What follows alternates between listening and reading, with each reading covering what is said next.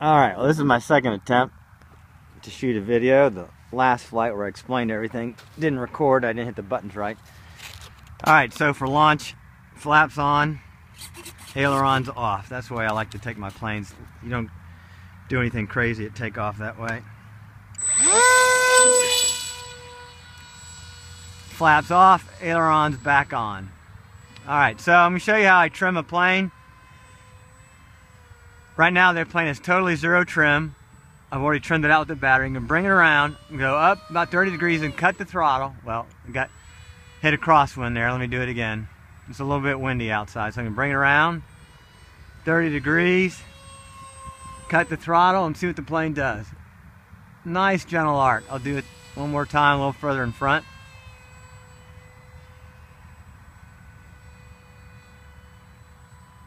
A little bit windy up there. So I'm going to climb and cut the throttle. Nice little arc. Now I'll do what's called the glide test, where you fly at level flight, cut the throttle, and see what it does. So level flight, cut the throttle. Nice glide slope there. Not nose heavy, not too tail light. Now I'm going to do the inverted test. So the idea is if you've got a well-balanced airplane on the CG, when you fly inverted, you're not going to need any down elevator. So I like to fly it. There we go. And I've got about 1/8 of an inch of down elevator to keep it in inverted flight. And that's a pretty good balance. I could probably move the battery back a touch. But this is only about the third battery on this plane. I don't want to ruin chance crashing it. Alright, so let me show you how I got my aileron set. That's as fast as I like to turn. I'll bring it back around and I'll go this direction to show you a rudder turn. It gets crazy. Big old rudders. I like those vertical rudders though, because you can go up and do a little flat rudder stall turn. Or you can just do a straight on rudder turn, keeping the airplane flat. Alright. I'll do I've got just enough up elevator to do a Cobra. Wasn't fast enough that time.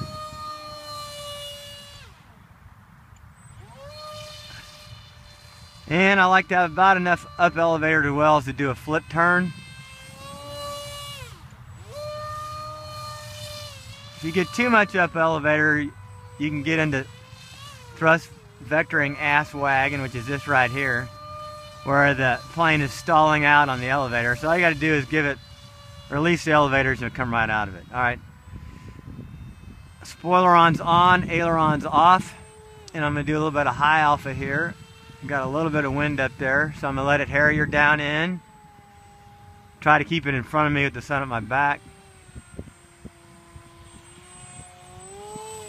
Got a little bit of wind coming from my right.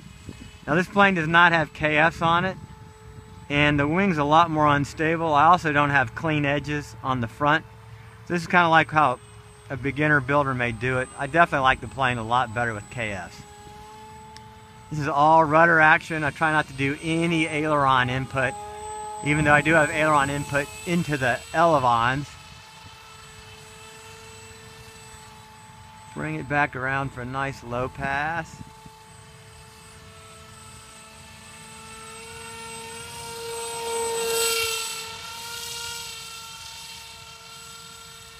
And I like these big rudders because I can turn to the right, overcome the torque of the motor. It's always easier to turn left in high alpha flight.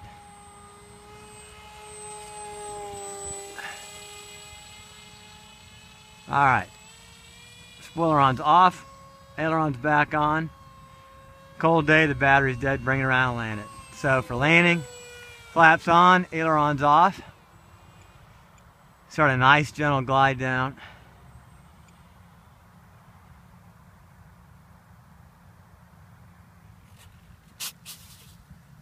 Nice flying airplane.